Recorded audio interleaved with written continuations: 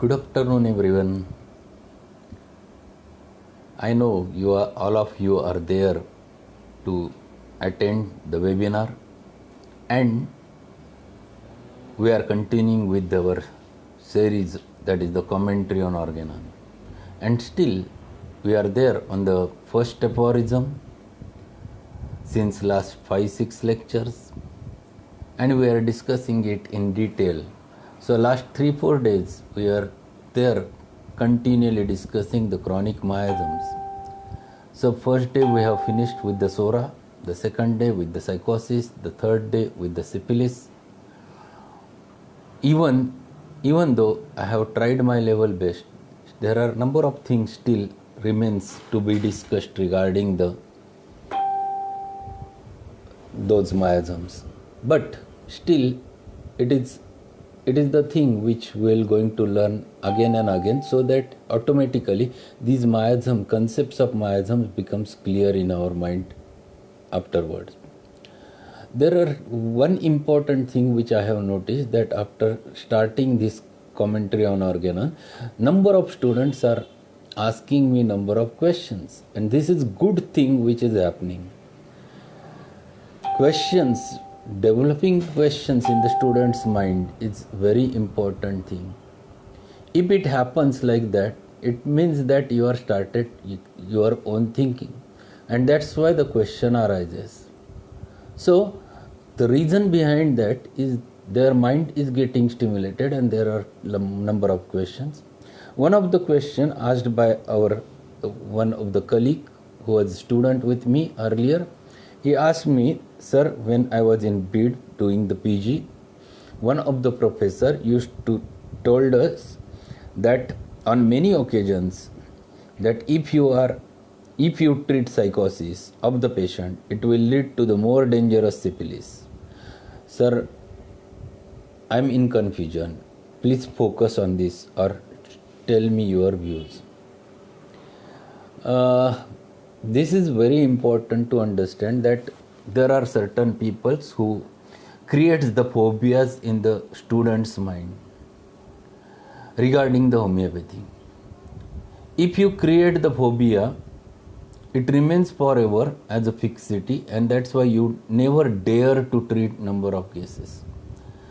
This is what happened with number of practitioners. If you create that their homeopathic medicines produces suppressions and it is dangerous suppression, if you make such types of things in the student's mind, they will never practice homeopathy. They will feel that it is better to go for allopathy. This should not happen.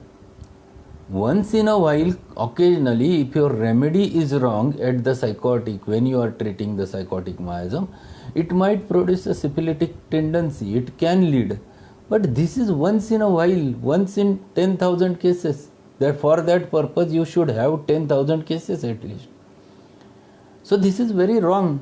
This is not so. If you are treating on the basis of symptom similarity, if you are catching a perfect simillimum with a perfect miasm, how can it be that it will lead to syphilis? This is a wrong concept. In fact, if you treat that miasm, if the psychotic trait is disappeared and patient becomes more healthy, he turns toward the SORA.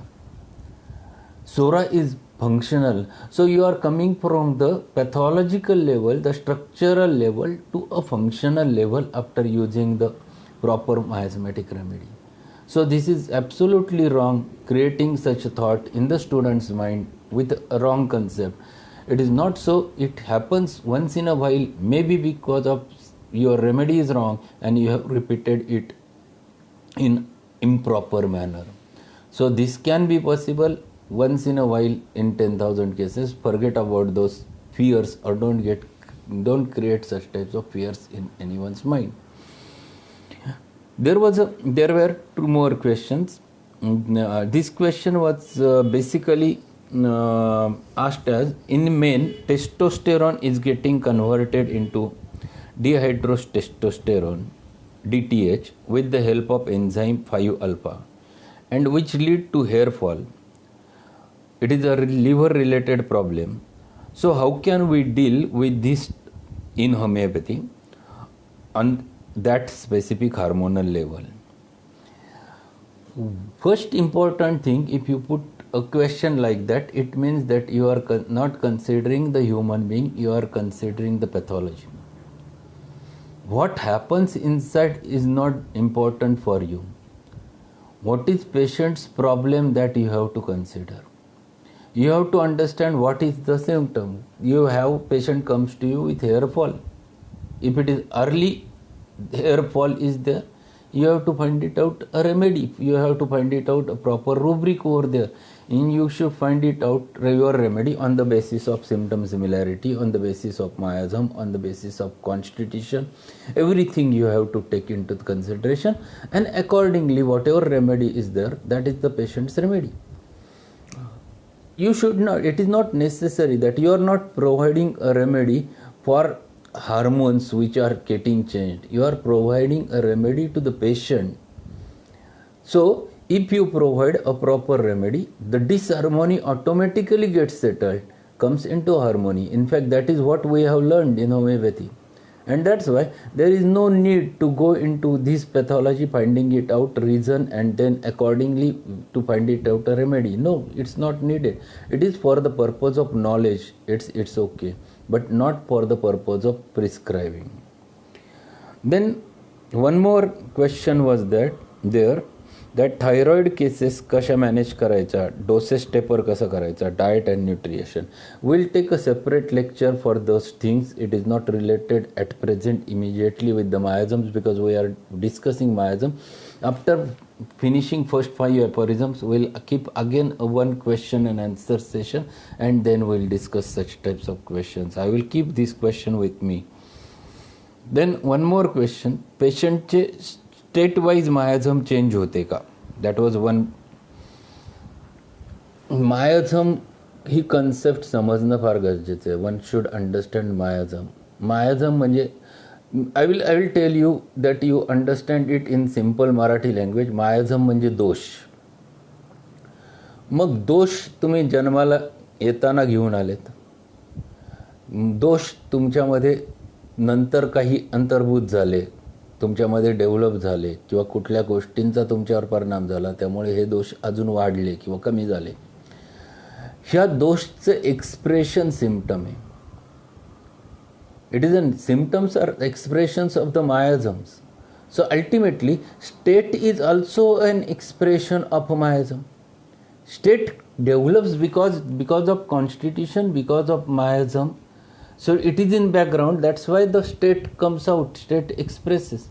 So symptom, the way it gets expressed, denotes both the things. It denotes the miasmatic focus of the patient. So that we have to understand the state. Definitely it automatically explains you the miasmatic background because it comes out according to the miasm. If I am a psychotic, I will not talk, I will become reserved, I will keep everything inside. There are secrets. States, this is what is the state, which is the result of a miasm. So miasm itself is responsible to produce a state. So automatically miasm state always depends upon what is in background or what is the dominating miasm of the patient. One more question was there. एखाद्या पेशंटचे मायाझम सोरिक असेल व त्याची syphilitic remedy येत असेल तर नेमकं कोणतं medicine द्यायचं? Basically when we repertorize, we never get single remedy. We get a group of remedies, and when we are quite confirm about the miasm that patient is soric, you have to catch the soric remedy for that patient if sora is dominating. What is dominating plays a very vital role. Sometimes it is mixed miasmatic trait. It might be sora, it might be syphilis also. Both miasms can be present in one patient. It depends what is presenting state. Whether it is presenting syphilitic, then you have to give antisyphilitic first. If it is presenting sora, you have to give antisoric first, and then followed by antisyphilitic or antisoric accordingly, in this manner. Sometimes you get a remedy which covers both aspects in that remedy. So sometimes you get remedy which covers both the miasm at a time. and that is very perfect simillimum for that case. It was not possible during Hahnemannian time there, as the number of remedies were very less, and that's why it was very difficult to treat such types of mixed miasmatic traits, and that's why Hahnemann told this aspect that you treat the dominating first and then followed by the next one, because he was having very less remedies in his hand. Now you have ample remedies to treat. And if it is so that you have ample remedies to treat in such types of cases, you can find it out remedy which covers both the miasmatic forces at a time, and that remedy will be a very perfect remedy for that specific patient. So these were the questions which were asked over there. Today we'll go ahead with the mixed miasmatic traits, and today we have to finish those mixed miasmatic traits. I will not going to go into the details of each, but common themes of each of them are very much necessary. While discussing all three miasms, the SORA, psychosis, syphilis, I have tried my level best to explain them in depth. Certain things about the syphilitic miasm, a short review that we have learned yesterday. In syphilitic miasm, it has been commonly said that it is the destructive miasm, but it is not only destructive, it shows the extreme reactions, and where you can get the extreme constructive or extreme destructive. Both things can be possible in syphilitic miasm. And we have compared the miasm, or we have learned the miasm with the help of two remedies, the aurum metallicum as well as mercurius, merc salt. So one remedy which generally at start is always a remedy to be too constructive, too industrious, too good, and later on becomes or goes to the suicidal state when the anxiety concerns develops a lot, or there is anxiety concerns as if guilty of a crime, then aurum can leads towards the suicidal state when the depression is marked. Otherwise, aurum is a very meticulous person. We have discussed all those things, and we have learned a lot of things about the miasm, syphilitic miasm, with the help of these things.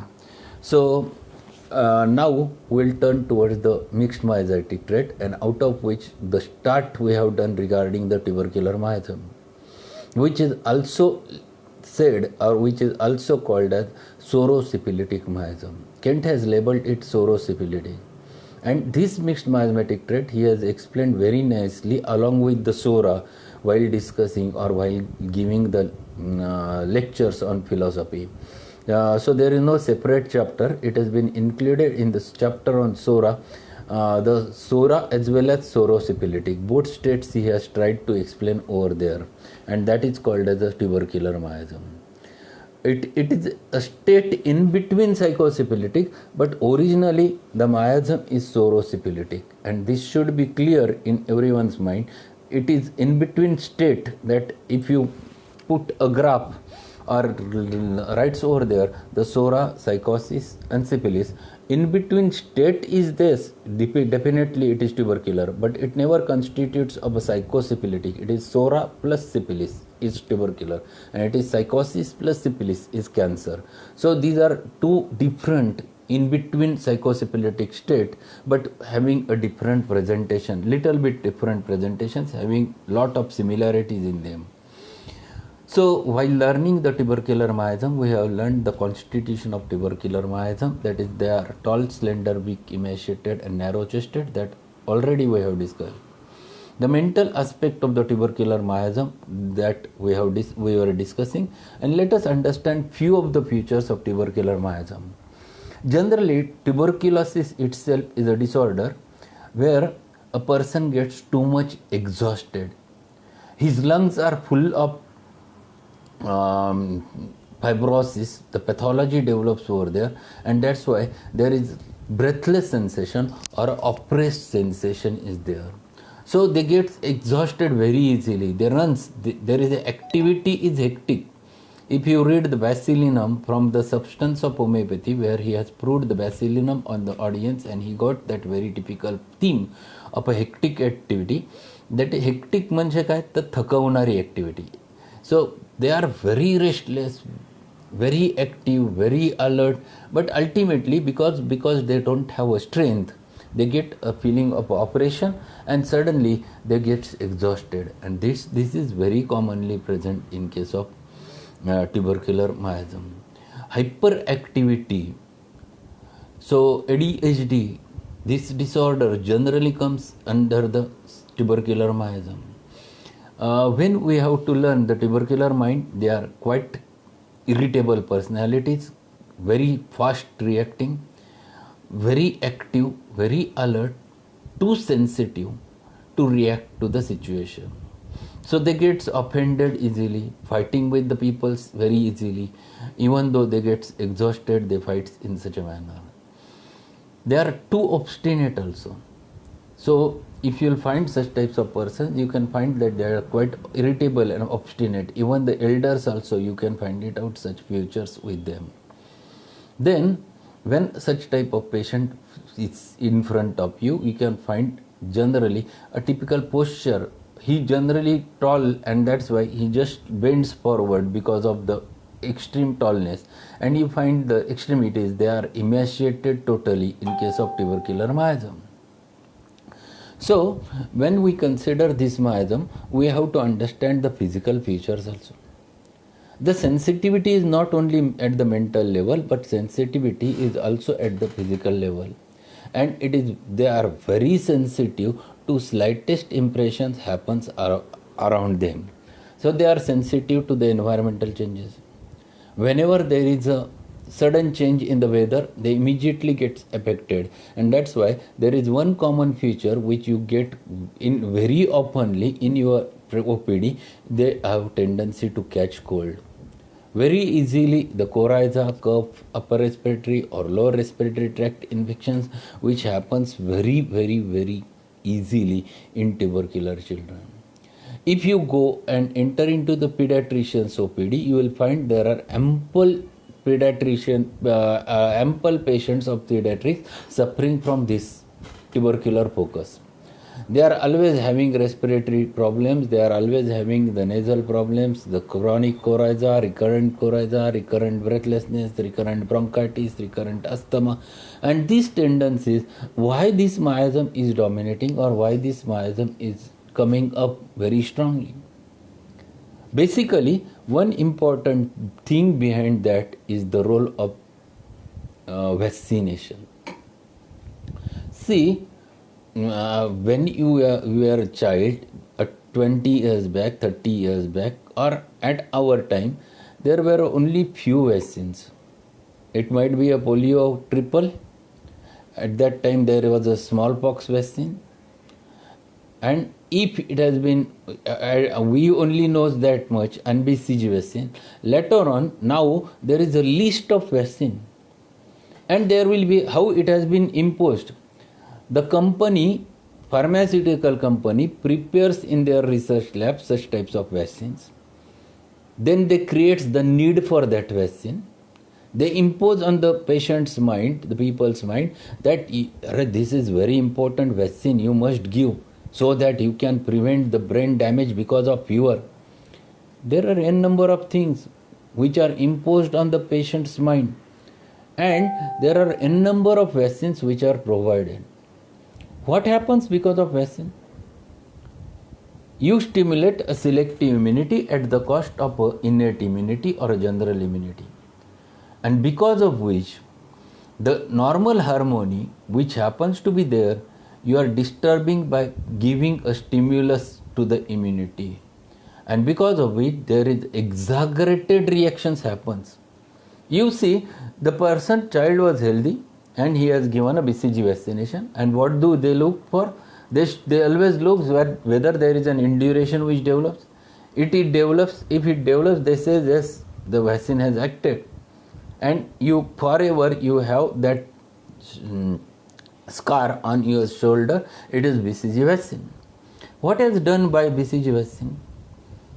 It has stimulated the immune system which was in normal, so this is going in normal phase, and what happened? You pushed and it gives off, So this force giving a vaccine, what you are doing? You are nothing but disturbing the normal reaction and exaggerating the reactions, which is ultimately producing typical tubercular problems. And that's why you have a scrofulous diathesis in tubercular patients. There are always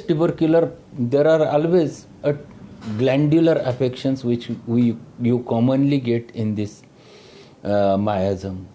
So glands are commonly involved, where and this is because number of times you give lot of vaccinations, and that stimulates all those tendencies and ultimately leads towards the miasm. So one must not forget the bad effects of vaccination. There is one word always comes in our Matra Medicum: bad effects of vaccination. You get thuja, it is there in the Cilicia, it is there in Antim Tartaricum. What exactly it means? It means that these are the remedies which are useful in such types of tendencies, and such types of tendencies are the result of vaccination. And that's why this is psychotubercular tendency. It comes in psychotic as well as tubercular miasm. So it is a mixed miasmatic concept you can get in such types of scrofulous diathesis. So you have to understand all those things, all those concepts when you are learning with the miasm. So tubercular miasm, these are the very important features. You get glandular affections, you get blood hemorrhagic tendency or bleeding tendencies, you get typical fistulas, fissures, very common of this miasm. The tract open at both ends, quite common indication of the tubercular miasm. So fistula is always happens to be there with the tubercular miasm.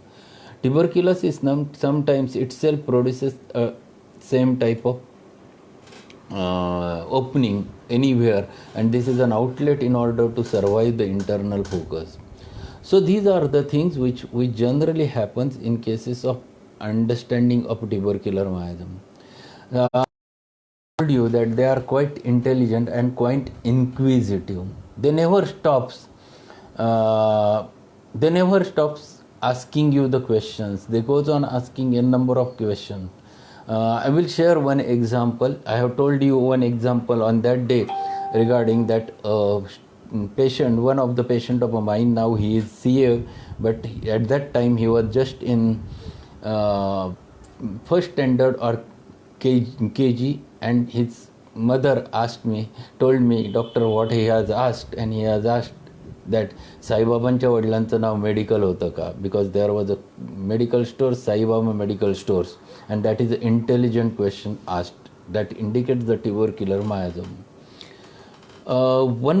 Another story happens to be there, because at that time Mahabharat was going on and from Pune, my sister remains over there in Pune, and one of her friend, she was quite from a high society. Her daughter, who was very small, she was just in first standard or either first or second, and she asked her that how do we born, how we can get, how a person can born. Then she told every story, that how it happens, that from the male the things happens like that the sperms are there, the mother there are ovum, and fertilization happens, and then another issue develops, or everything she has told to her. And the Mahabharat was going on, and it was the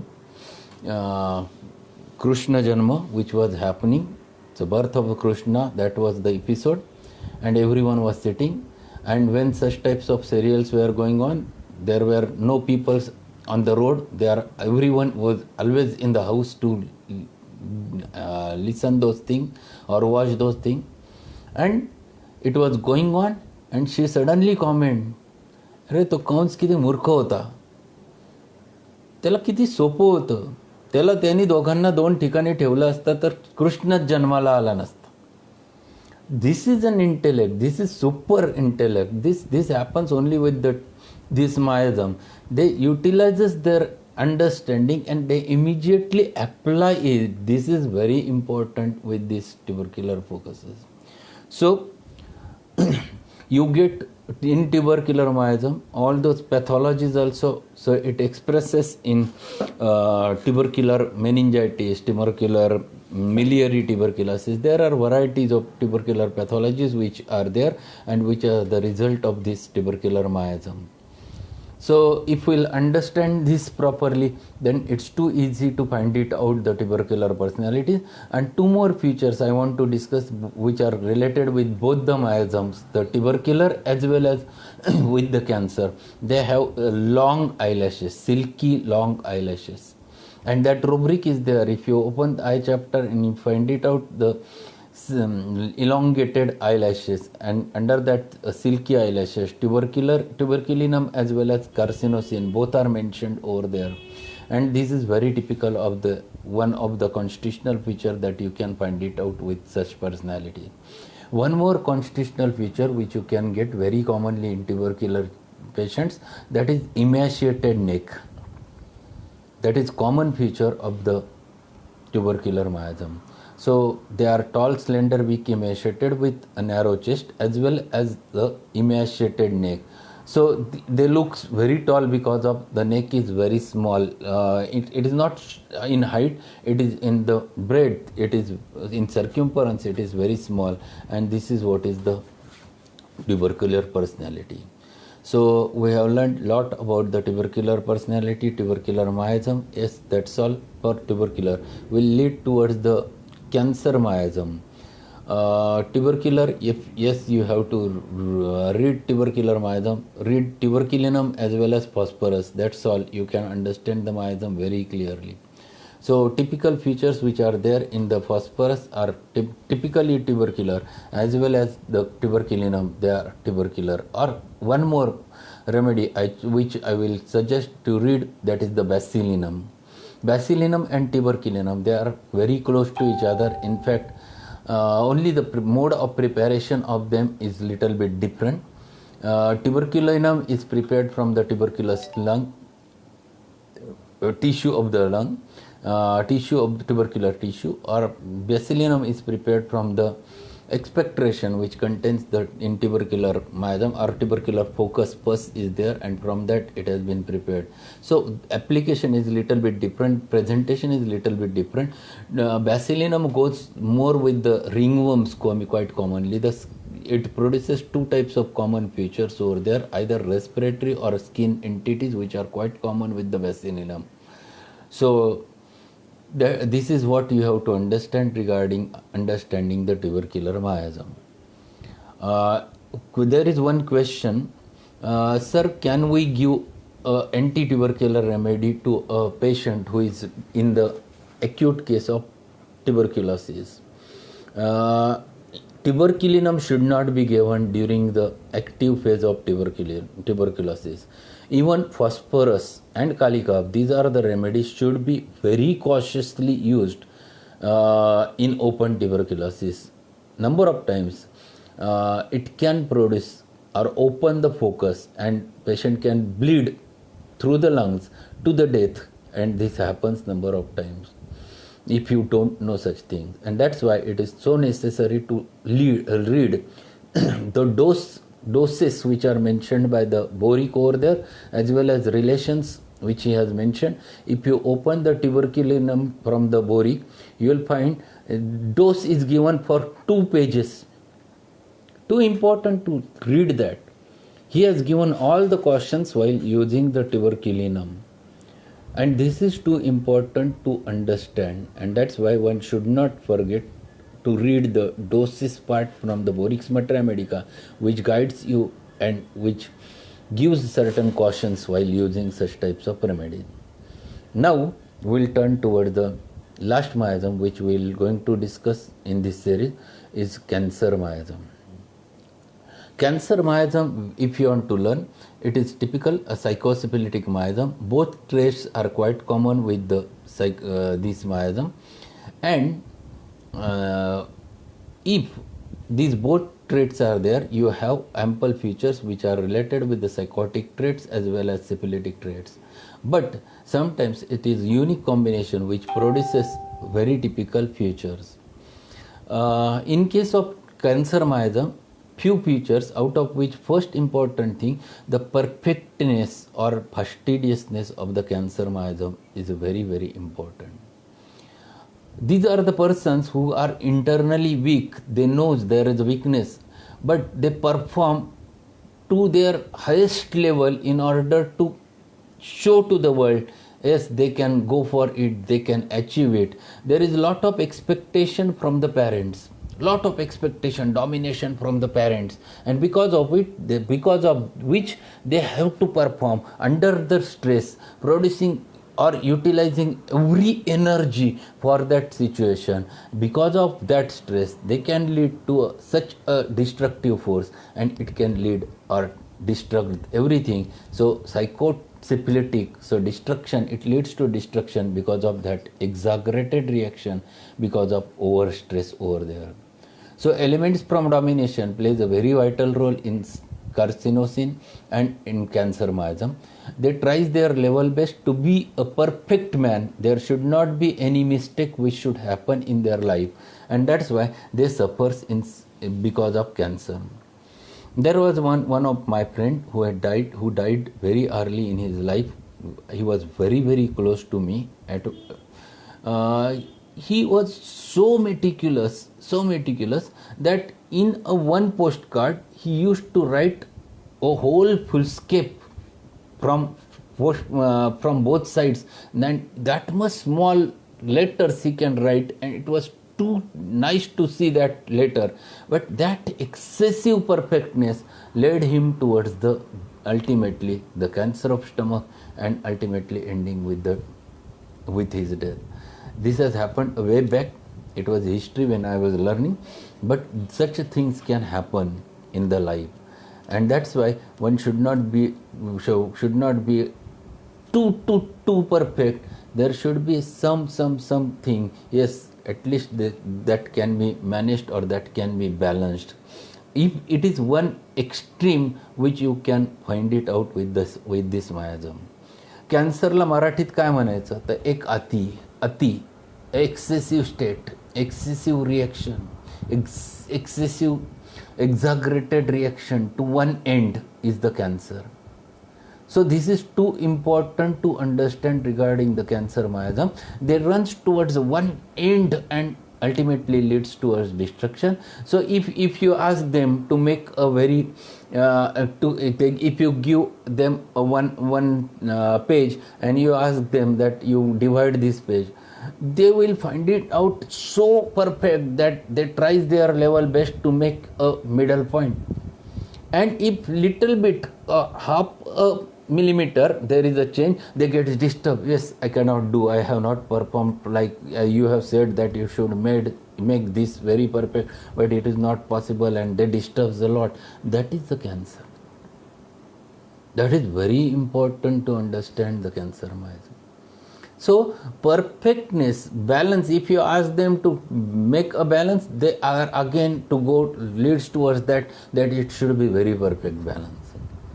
This type of tendency which you commonly find it out with the cancer patients.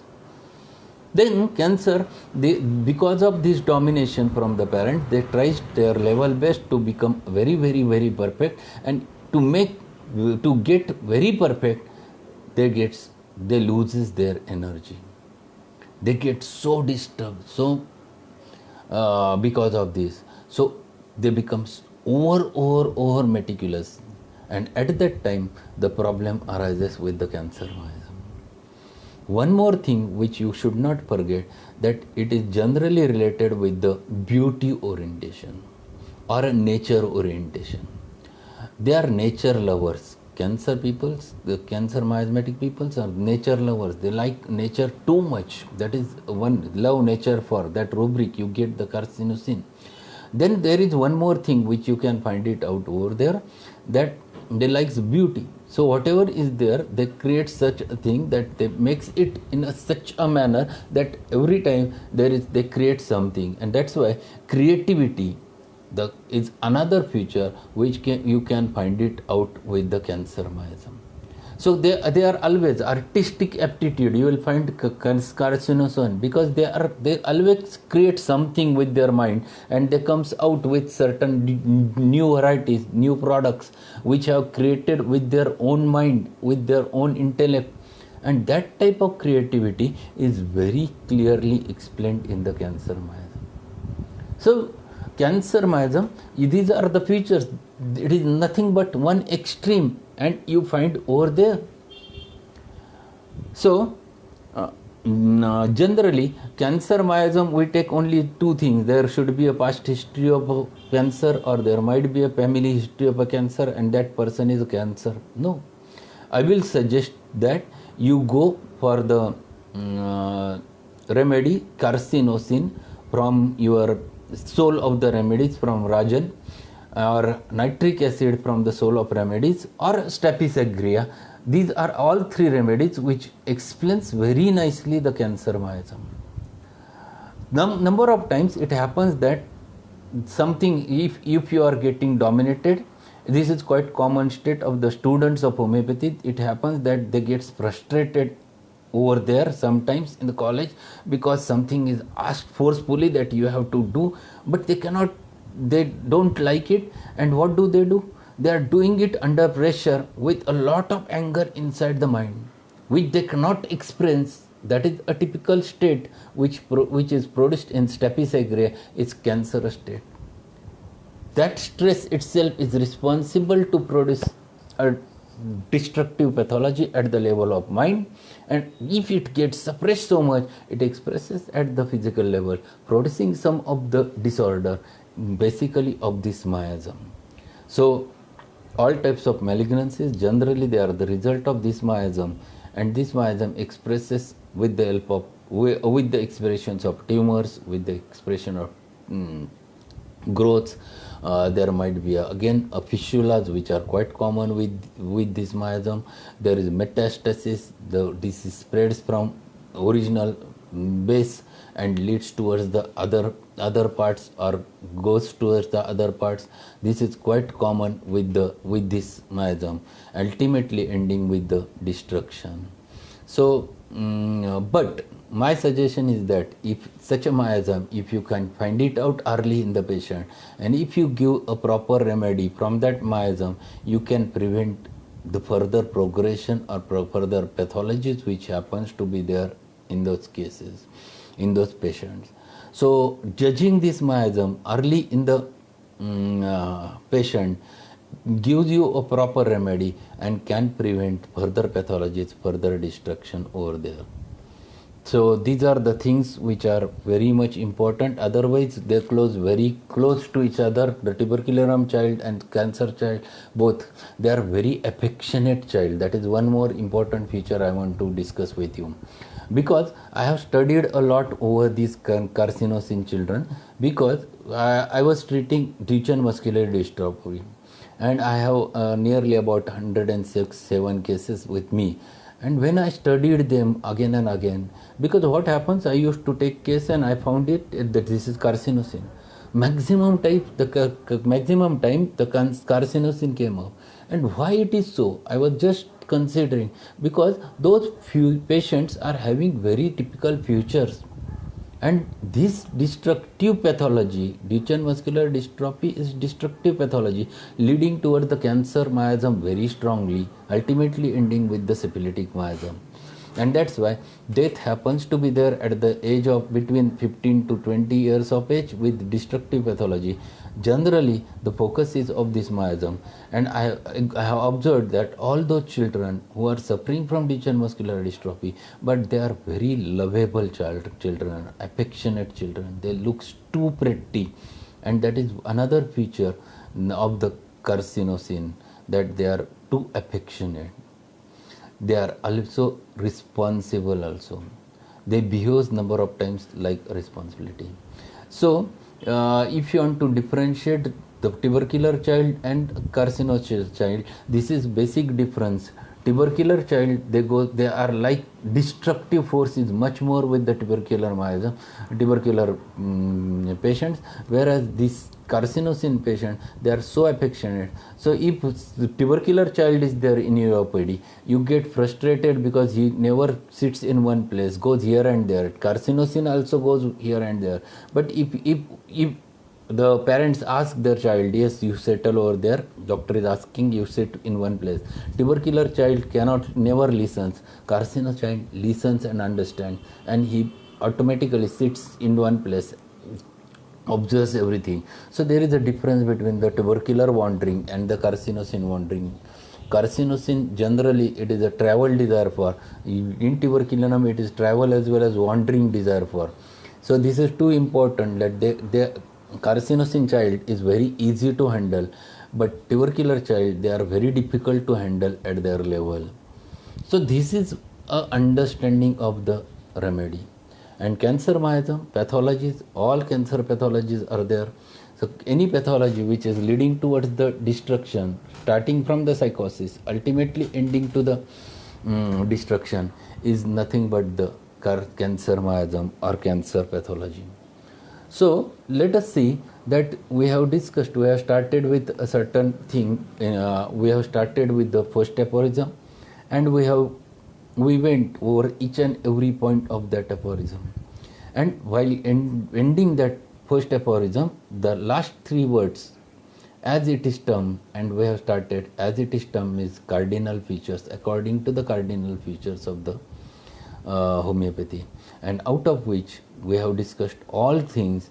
So this is in fact not a complete picture about the miasms, but number of things I tried to cover over there, explaining SORA, explaining psychosis, explaining syphilis, as well as two mixed miasmatic traits, that is sorosyphilitic is tubercular and psychosyphilitic is cancer. Now I want to discuss one more thing regarding this. There was a question asked by a number of students before me, and that's why I will discuss that. Sir, what is your aspect of looking towards the miasms which are mentioned by the Dr. Shankaran sir? He has mentioned regarding leprosy miasm. He has explained with the ringworm miasm. He has explained regarding the typhoid miasm, and how will you look towards them? My answer to this is that these are nothing but the in-between state, miasmatic state. If you understand these basics miasms thoroughly, it is nothing but the in-between state named by Shankaran with a typhoid miasm. Or it is again one more leprosy miasm or ringworm miasm. These are in-between states. If you understand these basics, the SORA, the psychosis and the syphilis, these are three basic miasms. If you understand them properly, then you can understand sorosyphilitic, then you can understand psychosyphilitic, then you can understand between acute and SORA, then you can understand between the acute and psychotic. So these are the different things which you can understand, which can be labeled with the different names, and it is nothing but one and the same. So ultimately, the understanding the miasm is necessary to understand the basic concepts of miasm, and basically the three main miasms you must understand in thorough, in depth, so that it is very easy to understand in between states. So we have finished up to that. After as it is termed, there is one more thing which I have mentioned, that as it is termed not only covers the cardinal principles of homeopathy, but it also covers Hering's law of direction of cure. So what is Hering's law of direction of cure? Everyone knows. If I ask it in exam, they talks in this sense: above downward, within outward, center to periphery, organs of greater importance, lesser importance. Ask what is this, what should be, and they never understand what is that. They only keeps in your mind above downward, this word. What above downward? If I ask what above downward, they don't know what above downward. This is very important. What Hering says, the cure should take place either from above downwards, from within outwards, from center to periphery, from the organs of a greater importance to the organs of a lesser importance, and in the reverse order of appearance of symptoms. and there is lot of confusion in students' mind as well as in practitioners' mind. One patient, one of the teacher asked that if patient comes to you and he suffered from the leukoderma, and the first patch appears on the forehead, second patch appears on the chest, third patch appears on the lower extremity. So to start with it was forehead, later on it is on chest, later on lower extremity. So apply the Hering's law of direction of cure and tell me in which direction it should go. If he says above downward, he says this is wrong. Then he says it is in the reverse order of appearance of symptom. If anyone says if it is in the reverse order of appearance of the symptom, then he says your answer is wrong.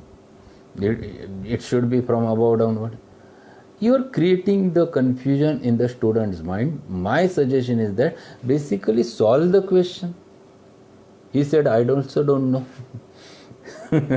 So why do you ask? If you don't know, why do you ask? That is my question. If you don't know, you should not ask such types of question. Basically, it is said that, or it is explained that one of the things should be very clear according to the case. Second important thing, if you are giving such an example, it is what he says, the symptoms should disappear from either from above downwards, from within outwards, from center to periphery, or in the reverse order of appearance of symptom. What he is saying, symptoms. Vitiligo is a symptom, and even vitiligo itself, if you say it is an objective symptom, it is a one symptom. Whether it appears on the face, on the chest, on the lower extremity, it is one and the same. What is happening is the symptom is only a vitiligo or white spot. So you should not create confusion in students' mind or people's mind. So either if it disappears from above downwards, it's very good. But it is not like that all criteria which are mentioned over there in the Hering's law of direction of cure are applied at a time in one patient. If it is happening that it is disappearing in the reverse order of appearance of it is also normal. It is not abnormal, because it is one and only one symptom. There should be different symptoms, and if it, for example, if he develops vitiligo and then he started getting a rhinorrhea and then he started getting a cup, so cup should disappear first, then the rhinorrhea, and then vitiligo, because they are these three different symptoms, set of symptoms. The vitiligo itself is a one symptom, objective symptom. Actually it is a sign, it is not a symptom. So Hering's law of direction of cure, yes, definitely it plays a very vital role, with which you can approach and understand the patient's concept or understand the follow-up with the patient, because it gives you details. It gives you a path, whether you are on right path or whether you are on wrong path. That can be watched very easily. So this is one more law which is included in this, that is the last three words of the first aphorism. So it is not only, as it is termed, means only cardinal principles, but along with Hering's law of direction of cure. Now we will turn towards footnote, because till we read the footnote, we never get completeness of the we cannot come to a conclusion of the first aphorism. What happens? The organanचं पुस्तक देणं, निळं पुस्तक इथं असेल एखादं. When we read aphorisms, we generally read only the aphorisms, we miss the footnotes. This was another different style which was very famous during Hahnemannian time, and for nearly about every aphorism there were different types of footnotes. Footnotes explains, but footnote always denotes the comparison between the two things. If it has been given in homeopathy as it is termed, means in homeopathy cure takes according to the cardinal features of cardinal principles of the homeopathy, he has compared it with allopathy. And in the footnote he compares and he explains that how allopathy doesn't have a single cardinal principle and how they goes or behaves wrongly, and that concept very nicely elaborated in the footnote. And that's why he utilizes one term for the allopath. It is nothing but only the theoretic medicine. So I will let you know how to read this. Yes, in whenever you will read the footnotes, definitely there are different difficult words, but if you keep your dictionaries open, find it out meaning right over there, then you can understand the meaning behind them. So footnote I will going to read and I will explain sentence by sentence. See, this footnote is comparison between as it is termed with the allopathy. He's म्हटल्यानंतर this is physicians. The physician's mission is not, however, to construct so-called systems by interweaving empty speculations and hypotheses concerning the internal essential nature of the vital processes and the mode in which diseases originate in the invisible interior of the organism. Hahnemann असं म्हणतो, what he says that फिजिशियनचं mission असं नसलं पाहिजे. कसं नसलं पाहिजे की एखादी सिस्टीम बनवायची आणि त्याच्यामध्ये सांगायचं की आतमध्ये काय चालतं ह्याचा आम्ही शोध घेतो.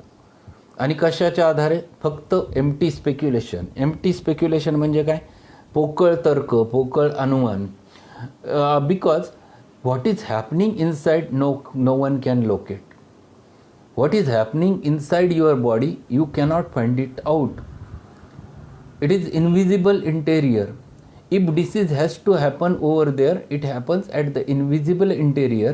And how can you find it out that? They calls themselves as the rational practitioner of healing art because they treat the cause. असं ॲलोपॅथ्स म्हणतात. हॅनेमन म्हणतो, how can you find it out the cause which remains in the invisible interior. म्हणजे काय? Disease develops at the level of vital force and which cannot be located. How can you find it out cause? And still they tries to give empty speculation behind that. This is criticized by Hahnemann. What he says, whereon so many physicians have hitherto to ambitiously wasted their talents and their time. कितीतरी फिजिशियन्सने ह्या cause शोधण्यामध्ये अनेक काळ via घालवला आहे आणि अजूनही घालवत आहेत. If you ask them what do you do? I am doing R&D research. For what purpose? Finding it out of the cause of the disease. And if you read the Davidson, if you go through the medicine, you will find number of times cause behind the chronic diseases. First important cause is always idiopathic. What is idiopathic? We don't know. We never understood. We have not got the cause. And why this is happening? This is happening because they are looking towards the invisible thing with the help of a naked eye. How can it be possible to find it out or locate that vital force which remains hidden inside, which is not visible to anyone? So he says very important word over there, that they are ambitiously wasted their talents and time behind that. पुढं त्याने पुन्हा म्हटलंय, the physician's mission nor is to attempt to give countless explanations regarding the phenomena in the diseases and their proximate cause, which must ever remain concealed, wrapped in unintelligible words and an inflated abstract mode of expression. म्हणजे काय? तर cause ते खूप पेशंटला सांगतात. तुम्हाला patient विचारतो, doctor नेमकं मला काय झालं, कशामुळे झालं सांगता येईल का? ते काय सांगतात? नाही, तुला पोटात अपेंडिक्स झालं त्याच्यामुळे तुला आजार झाला. बघा, याच्यामध्ये डिसेप्शन आहे, फसवणूक आहे पेशंटची. They are deceiving the patient. Whether appendix is the cause of the disease or whether appendix is the result of the disease. It is nothing but the expression of the disease. It is a product of the disease. Appendicitis is the product of the disease. तुझं liver खराब झालंय म्हणून तू आजारी पडला. Liver खराब झालं म्हणून आजारी पडला असं नाही, तू आजारी पडला म्हणून तुझं लिव्हर खराब झालंय, हा कन्सेप्ट आहे. But they tries it in a different manner, in a different way, and explains to the people. So this is what he has criticized over there, that which they tells the proximate cause. Proximate म्हणजे prima causa morbi. Generally they locate the prima causa morbi, which is not the basic cause of the disease. Prima causa morbi is only a superficial primary cause of the disease. And if it is superficial primary cause, it is not always the 100% reason behind the disease. For example, we'll take a simple example, that if you are a student from the hostelites, you are eating in the mess, and that food or that water which you are ingesting number of times have a salmonella over there. Does it mean that every time you will going to get a typhoid? The salmonella, that malarial parasite or any bacilli, any bacteria, virus is not able to produce a disease unless your vital force is already diseased. So it means that they are not the sole cause of the disease, they are only the prima causa morbi. If you want to find it out, the real cause of the disease, it is invisible. You cannot find it out, you cannot locate, you cannot show to the world. And that's why he criticized allopathy over there. They are wasting their talents and expressing or telling to the patient the wrong things. What he says, which should sound very learned in order to astonish the ignorant. Astonish म्हणजे चकित करणं. कोणाला? Ignorant. कारण patient जो तुमच्याकडे आलेला असतो त्याला काहीच कळत नसतं. तुम्ही काहीतरी भारी नाव सांगितलं की पेशंटला वाटतं अरे खरंच काय भारी डिसीज झालं. If you have watch the Anand movie by Rajesh Khanna and Amitabh Bachchan, Rajesh Khanna, who suffered from pain in abdomen, went to him. He was a cancer surgeon, and Rajesh Khanna asked, he was his friend, काय झालं मला, मुझे क्या हो गया बताओ. He says, lymphocytoma of the intestine. Hey, very nice, I have got such a big disease. क्या नाम है. This is what is the tendency. They give a very big name, to the pathology, and this is criticized by Hahnemann. And what is the answer of the Amita? So he gets so disturbed. How can I handle this patient? There is nothing in my hand to treat that disease. And this is what is the problem at the level of modern science. They can give you reason, names, everything, but they don't have anything to fight against it. Hahnemann have criticized this aspect, to which he labeled now by theoretic medicine. See what he says. While sick humanity sighs in vain for aid.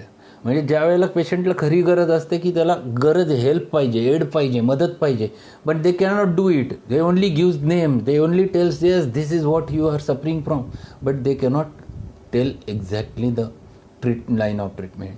What he says, of such learned reveries म्हणजे काय, दिवा स्वप्न, मनोराज्य, to which name of theoretic medicine is given, for which special professorships are instituted, we have had quite enough, and it is now high time that all who call themselves physicians should at length cease to deceive suffering mankind with mere talk.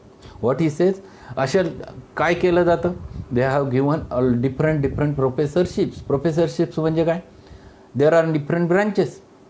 For what purpose? If you'll see patients, general MBBS, then MD, then DM, and there are further future. And what do?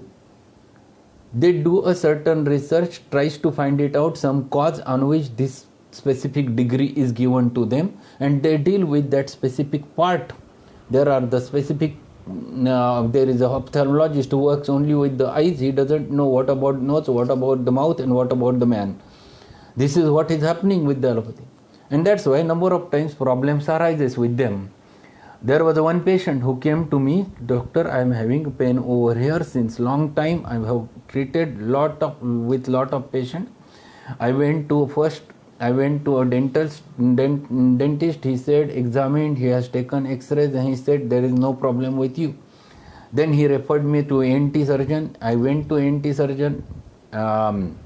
He examined everything, even he has done the nasal scope and everything, and he says nothing matter with your ENT problem. I don't think there is a problem with ENT. Then I went, he sent me to neurologist asked me to do MRI, nothing happened, EMG nerve conduction, everything I have, whatever he has told, everything was done, and he also labeled that you don't have anything. And then I asked what I should do. He said that leave that as it is. So this is how the things happens over there. This is not the thing. This is theoretical, looking towards the patient to find out what is the problem. And if they don't find it out, they label this is hysterical. This fellow, I have taken the typical features as having tremendous heaviness over there. It was getting aggravated by looking down, and it is pointed with one finger. I have given him Kalibai Chromicum. Within 15 days he cured. This is the difference between theoretic medicine and a practical medicine. And what Hahnemann says, it is a high time now. म्हणजे आता अशी वेळ आली खरोखर ह्या ॲलोपॅथनी असं त्यांचं टॅलेंट वाया घालवण्यापेक्षा they should understand what patient says, the patient's language, their totality of the symptoms, everything, whatever their details, and finding out the simillimum. That is what is needed, instead of wasting their talent to find it out such a type of cause, because it becomes theoretical, it never becomes a practical use. So what he says, we have had enough, and it is now high time that all who call themselves physicians should at length cease to deceive suffering mankind with mere talk, and begin now instead for once to act, that is really to help and to cure. So what he says, they should stop deceiving the peoples with talk and telling them different names, different pathologies, different things. Instead of that, they should find it out what is the problem and what is the symptoms, and accordingly they find it out a very simple reason on the basis of symptom similarity, and give that medicine to the patient so that he can be cured. So see how nicely he has compared. He has at one point explained what is there with the homeopathy, and now he has compared it what is there with the allopathy. And at a time, in first aphorism only, he has given so much of things about the organ of medicine, or about the human being, understanding behind the health, behind the sickness, the process of cure, everything he has tried to mention in the first aphorism. This is the genius of Organon. We feel that it is one sentence. No, it is not one sentence. It took nearly about, I think today is the 6th lecture on commentary on Organon, and we have finished first aphorism today. This is how one has to understand the Organon. If you want to understand Organon, you have to go with each and every detail, and then you have to understand the meaning behind that. You have to understand the concepts behind that. And then you can understand, if you really understand those concepts, it becomes very, very easy to understand homeopathy. And if you try to apply these concepts in your practice, then it helps a lot. So we have learned the first aphorism only. Say after 6 days, tomorrow we will continue with the second aphorism at the same time, 2:30. And now little bit fast we'll go while understanding the second aphorism, because we have understood lot of concepts while learning the first aphorism, and this is the method with which one should approach clinically. Now 5 minutes more. Clinical correlation is very important. So we have learned miasms. Try to find it out with your colleagues, with your friends, with your patients, with your relatives, that in which miasm this fellow is goes, whether this fellow is psychotic, whether this fellow is syphilitic, whether this is psoric. You try to apply it everywhere. Automatically your logic starts developing and judges the patient very easily. So the mere talk of the patient with you, you can judge immediately. This fellow is from psoriatic, this fellow is from psychotic, whether it is sequelatic, whether it is tubercular, whether it is cancer. You can catch it very easily if you try to apply and watching with your open eyes. आता open eyes म्हणजे काय? आपण डोळे उघडे ठेवत नाही का? डोळे उघडे ठेवतो पण माइंड नसतं त्याच्याबरोबर. Our mind is not with the eyes, and if it is not there, then there is no use of watching. That is not called as a exact observation. Observation with a typical thought behind that, it's called as an exact observation, and it should be there. Then you can find it out in your clinics, such things and such a patient. And last point which I have just recollected, that while discussing that point whether to give tuberculinum in acute phase of the tuberculosis, yes, tuberculinum should not be given, but in such types of cases other remedies can play a very vital role. In active phase of lung tuberculosis, most important remedy one should not forget is ars iodide. It is, you can treat, I have presented one case in seminar. He was 5 times he has taken the anti-tubercular treatment, and again he suffered from the same. He came to me and he was in agony and suffering from severe fever, body ache, weakness, loss of appetite, everything. Typical features again developed after a year, and now he was fed up because those medicines were very troublesome for him, and he never wanted that. And I have started with that fellow, ars iodide, brought that patient out of tuberculosis completely, and he is absolutely become normal after within span of 3-4 months. So, but only thing is that you should be very confident to handle such types of patients in your OPD, and for that purpose what is needed is nothing but the studying a lot. So I always suggest my students that they should study. That is the only thing which I tells my student. I think all of you have watched my guru Dr. Rajan Shankaran yesterday, and what he has given the message. He has given the same message, nothing more than that.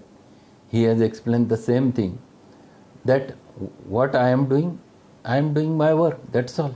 I am enjoying the lockdown period. He has used lockup period. Yes, that is the thing, and I am also happy because I have utilized this time very nicely, and I am happy that you are also there with me. I am not alone. There are nearly about 110 who were live at that specific moment. So it suggests that all of you are also like the activity.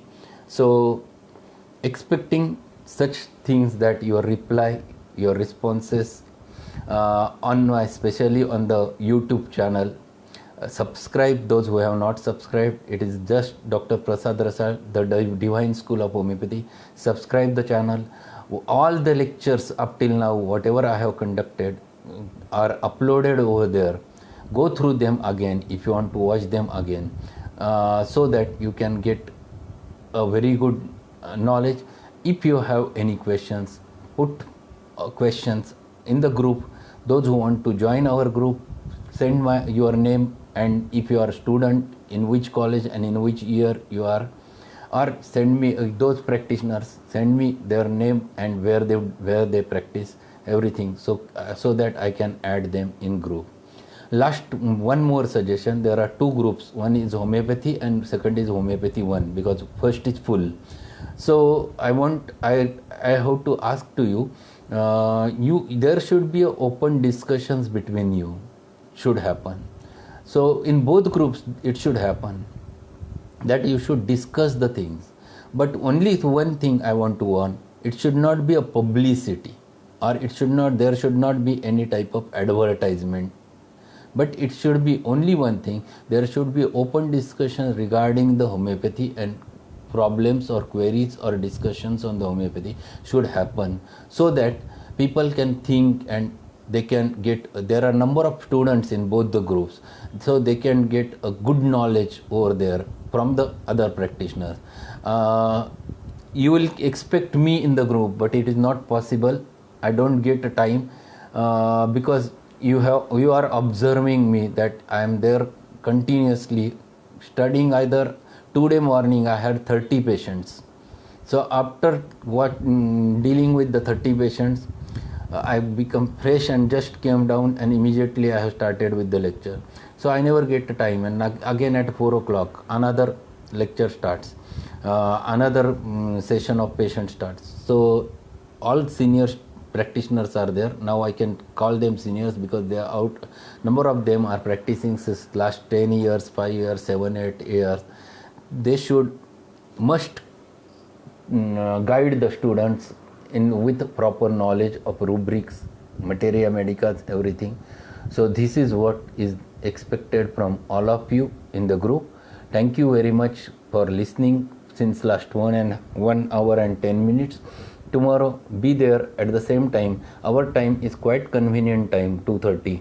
So we'll keep it at 2:30 and we'll meet tomorrow again 2:30. So thank you very much.